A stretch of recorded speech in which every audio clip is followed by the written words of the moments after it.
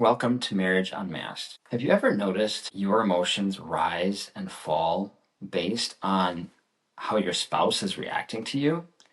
Maybe she or he is affectionate and loving, and so then you feel secure and you feel whole and you feel grounded. But then they withdraw, they pull back, and all of a sudden you feel like the ground dropped out of your feet and you feel really insecure. So the question is, has your spouse become an idol? So this is a common problem, and often it's a sign that you've started looking for your spouse to actually fill something that only God can fill. And I know I actually came into marriage craving to feel loved by somebody, and I didn't really understand God's love like that deeply in my own heart.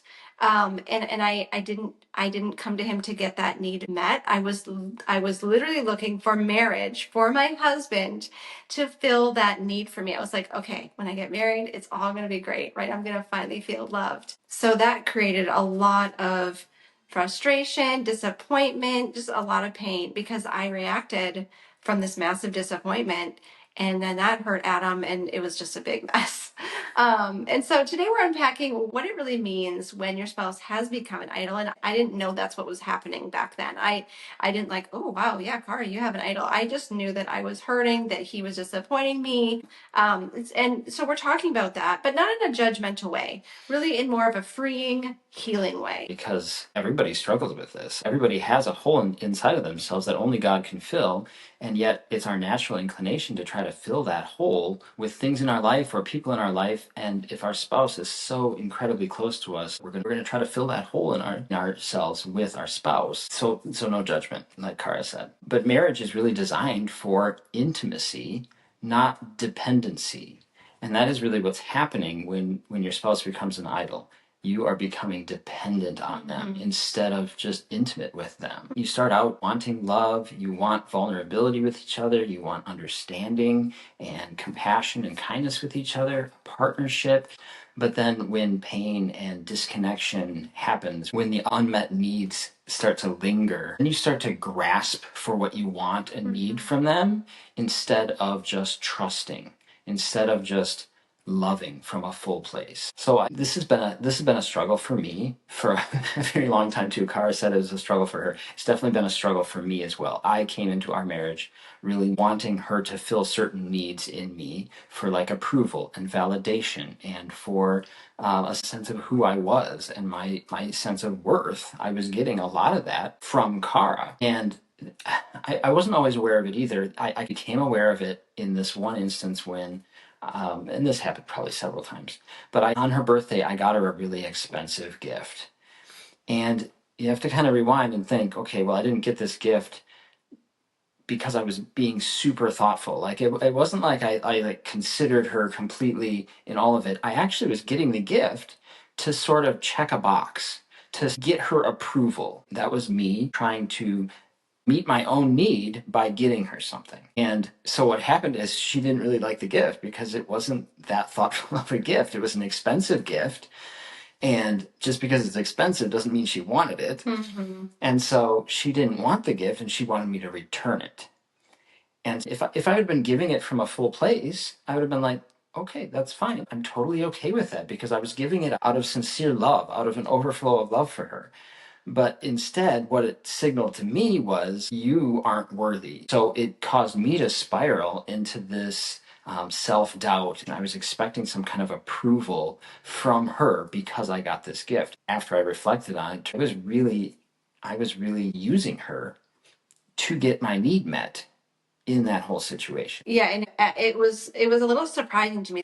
Why would he spend so much money on something that clearly there wasn't a lot of thought behind? And so it actually was hurtful to me too. Like this wasn't a gift of like love and like to delight you. It was like the check the box, like, yep, I gave you a gift and it's expensive, and so you're gonna like me now, right? Because I did this. And that was very sneaky for me. Like I didn't fully realize it at the time. It took me some time and reflection to actually realize what was behind all this and what was actually going on. Yeah, because then it caused disconnection between us because he doesn't feel like he's approved of and all these things. And so I felt like I needed to like not be true to what I was feeling. to kind of walk on eggshells around him because he's going to go into this whole shame spiral. And so it just caused a lot of disconnection and a lot of pain for us. It makes sense when you think about what are some of the signs that your spouse has become an idol. And one of them is, your peace depends on on their mood or their approval. Your heart is looking to someone other than God to really meet those needs. Maybe you replay what they've said to you or what they haven't said to you over and over. And I've heard that from so many wives. You can get stuck in this obsession almost with what could I have done, or just kind of over analyzing it because you're just consumed by what they think or what they're doing. And sometimes maybe their opinion or their thoughts about you hold more weight than what God says about you. That's another sign that they've become an idol. And we don't have judgment for you. We've both experienced this ourselves. When we're hurting or we're afraid, it's easier to cling to something that you can see, right? Like he's right here. So I'm going to cling to him. I don't want to feel pain anymore. I want to feel approved of. I want to feel loved. And you can't see God. You can't see. He's not, yes, God, please give me a hug right now. Like I'm coming to you for this, or, and so we cling to what we can see and we try to even control our spouse to feel safe and secure again. This kind of behavior, this kind of thought process, it really comes from a wounded place inside of us.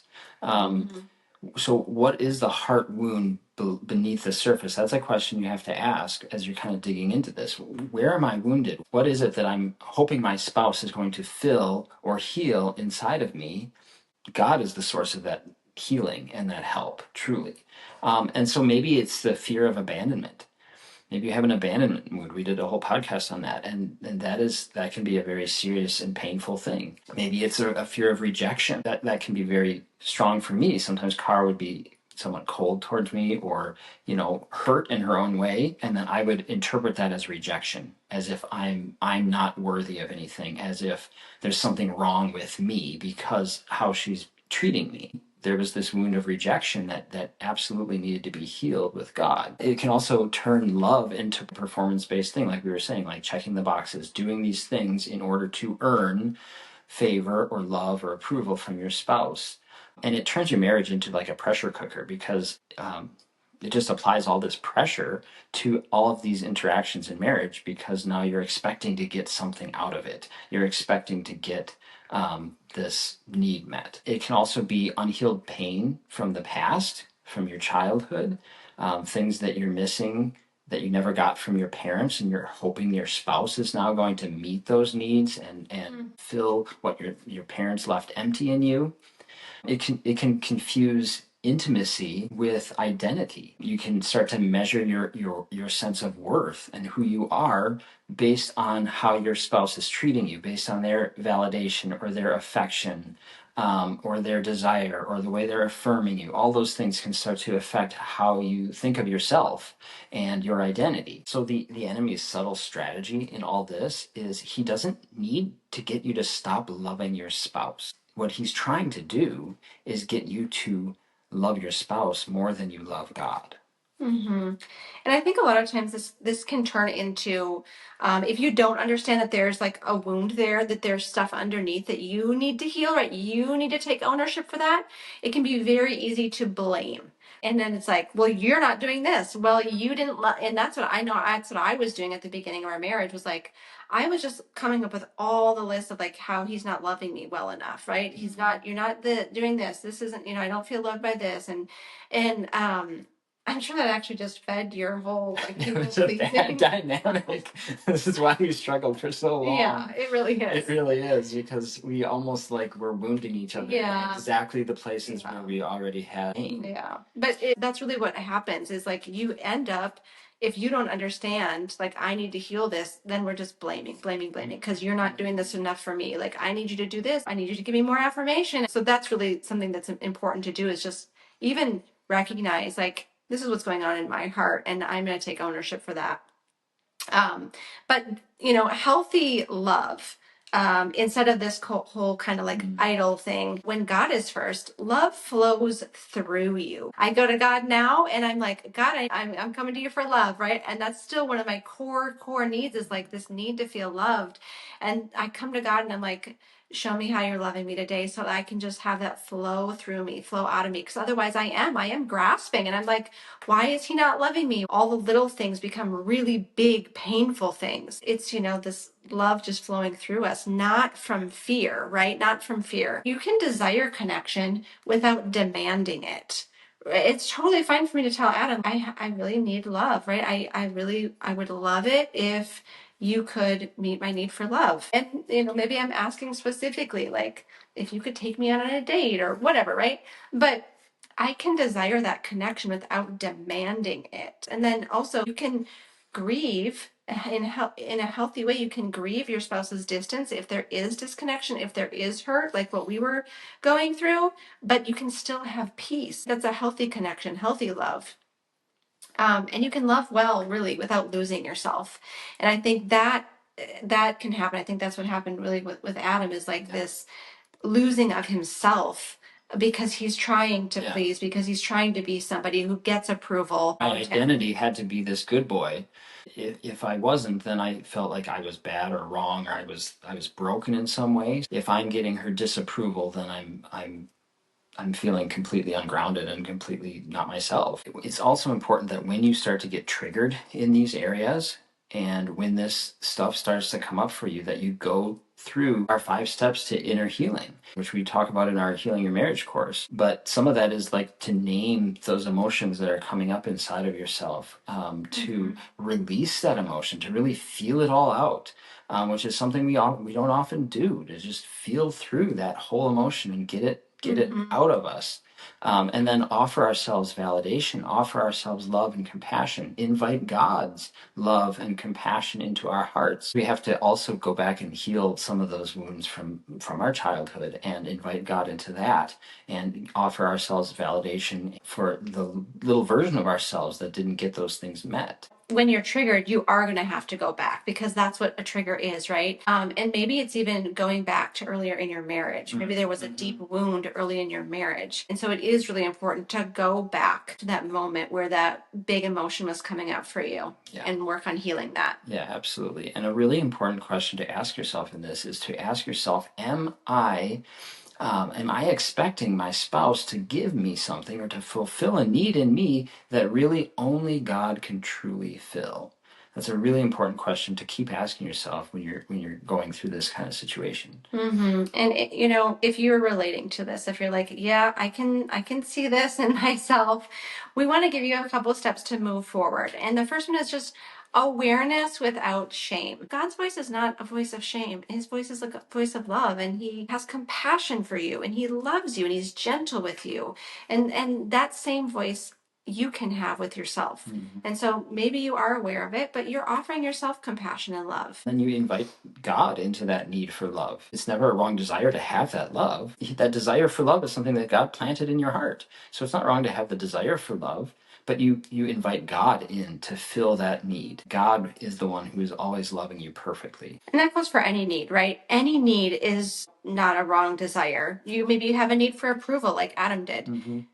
God is there to meet your need for approval too. He's like, you are my son, right? Like, he fully approves of you.